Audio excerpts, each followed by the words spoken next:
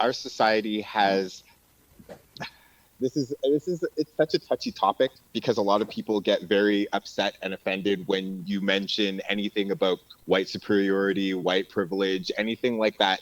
You immediately trigger people because it's the immediate response is I don't have a privilege. There's no privilege to being. And I try to get across to people, it's not about what you have, it's about what you don't have to deal with. You know, you don't have to deal with certain things simply based on the color of your skin. There's certain conversations you are never going to have with your kids. There are certain places that you are never going to feel barred access to. You will never experience these things on the same level or degree as we do. Do white people experience poverty? 100%. Do white people experience injustice at the hands of the police? I'm very, very, very certain I've watched it with my own eyes.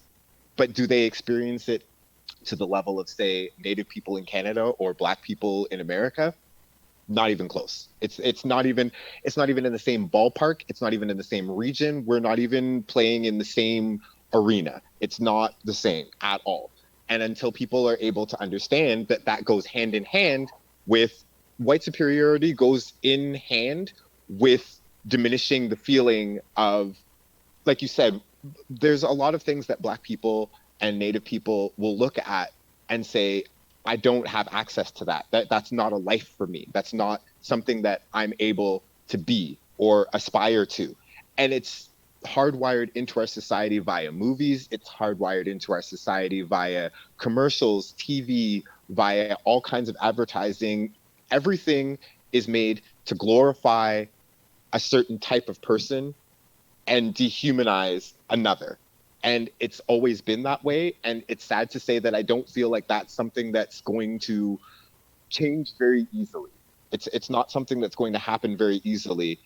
Um, so it's tough. It's where you're coming from and what you're talking about is very tough because it's hard to get people to realize that when you place emphasis in the wrong places, you're definitely dehumanizing another set of people and causing them the inability to see their worth. Do you know what I mean? Putting Black and Indigenous people through the police system and then bringing them out of that police system with no support. You're basically telling them, okay, you've served your crime, but you're still worth nothing. Like, what am I supposed to do? I'm not saying that people shouldn't be incarcerated for crimes that they commit or for doing wrong. That's what the legal system is here for. But disproportionately sentencing people and keeping them away from their families, keeping them away from the positive influences that could possibly help them change their lives. Like I'm I'm confident that in your case, your father went when you were very young, correct? Yeah. I'm confident in my mind, and only based on the fact that I've seen it with other people, I'm confident in my mind that had the judge and the system been a little bit more lenient on him and let him out early and let him be a part of your life, having his family and people there to support him would probably have made a world of difference in his rehabilitation, in his ability to cognitively decide, okay, this life isn't for me. This is the life that I have, right? Yeah. And I think that that's something that needs to be addressed. I think that there's people like to point out stats, like in America, they like to point out that there's something like 62% of single mothers out there, but they fail to point out that like 48% of those mothers who are single mothers have husbands or significant others that are locked up in the jail system. It's not just men who are just walking away from their family. It's men who are being taken away from their family. It's ridiculous, the numbers. And you can't tell me that those two aren't correlated, and you can't tell me that, oh, these are just lazy black bums who are walking away from their kids. No, they're being taken away from their kids, and they're being held away from their kids for disproportionately long amounts of time. And then what? When you let them out, you're automatically looking at them, trying to put them back in the system. The goal isn't to reintegrate them into society anymore. The goal is just to let them out, let them screw up, and put them back in the system. And that's not a way to live. That's not helpful to anyone. Absolutely. And, that's the biggest difference that I've noticed in the past year since he has been like living outside of the institution is the fact that like family, being close to our First Nation, culture, his experience mentoring younger offenders, like things like that have really brought him a lot closer to who he should have been. And I mean, like, our relationship isn't perfect, obviously. My family had a lot of animosity simply because of the stigma that comes along with being in that situation.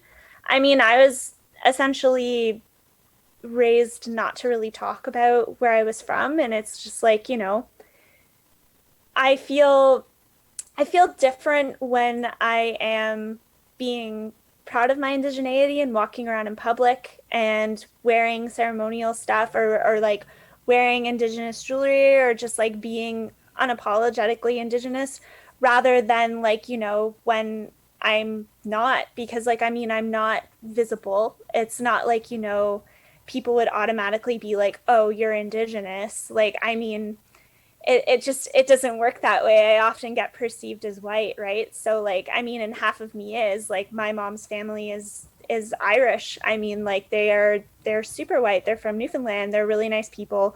But at the same time, like, I grew up being told like not to talk about it because they didn't want me to get discriminated against. So actively, like, you had to have that conversation with your child being like, hey, there are people who are not going to like you because of who your ancestors are, or where you're from, or what you are. And like, and when teachers used to give me a hard time in school, they used to single me out because they knew the situation and they knew that I had a single parent. And it was probably because there's no father figure in my life. And then when they figure out like other things, it's like, I had a very hard time in elementary school. Um, I had a teacher in grade 8 who thought that I was a huge problem. Tried to put me into locally developed programs in grade 9, which is essentially below college, university, or trade. So I would essentially just become a service worker, which is totally fine. But at the same time, it's like maybe I wasn't doing good in school because the teacher herself was bullying me because of where I'm from or what she perceived as my station in life. Um, and, I got to grade 9 and they ended up jumping me 2 levels because I actually knew what I was doing. I was actually smart and, I was being set at a certain level because of what their perception was of where I came from. And it wasn't just the teacher. It's like, I mean, when that teacher like full on outed me as Indigenous in the entire class, and the fact that I was living in a 1 room apartment with my mother in Mississauga, you know, it automatically made other people go, well, like, you really think you can go to university? Like, you're just not from that. And, it took like just one teacher in high school that actually believed in me and gave me that confidence to pursue that actually changed everything. If I didn't have that, I wouldn't have I wouldn't have done anything to be totally real. I probably would have just stayed working at restaurants and just like kept trudging away. And I mean, it hasn't made a huge difference in my life. Like I do what I love and I'm a historical researcher full time, which is like something that like, I didn't think I could do, but I'm still living in 1 room in a city where like the houses next to me are selling for $1.5 million and I'm never going to realistically attain anything. But it's just it's not even having the self-confidence to do what you actually wanted to do because of the perception of what you come from and what your value is as a human being. Mm. Um, it took me a long time to be completely comfortable with my indigeneity and actually be confident in saying that like yeah like I am I am Haudenosaunee, like I am Mohawk, like I am that person. Like it took me a long time to feel confident in that because like I had my family trying to protect me, being like, you're not really that, like you turned out this way, so like just don't talk about it. And then I had like other people in school being like, that's a bad thing. Your people are bad. Like other kids just being like, because I guess like another thing I found out too from tutoring folks at Algoma was that as soon as they come here with their student visas or they come here to immigrate, people at the offices tell them to avoid us because apparently we're all scammers and crooks. We're all addicted to drugs. So, like, I mean, there was a huge stigma against me whenever that was something that was actually put out. Um, they assumed I had a learning disability because we all do. So, like, there's just things like little microaggression things as a chubby kid, and that's just because we all are. Just like stuff like that. And it really hurts your confidence. And sure, I lashed out. I had an authoritative opposition disorder. Um, it took me a long time to be like okay with somebody telling me what to do because I just had an attitude where I was pissed off. I was just fucking angry all the time. So like yeah, I was just automatically aggressive from step one, like from the get-go. Because I was always waiting for a fight or I was always waiting to be put down. So like I can't imagine too, like even just as an adult, like not getting over that. Because like it took me a lot of work to get over that and to be a bit more pleasant in my day-to-day life. Um, I know that my dad didn't have that advantage, so like automatically he was already like he was at a certain level, and it police don't like that. They definitely do not like that at all.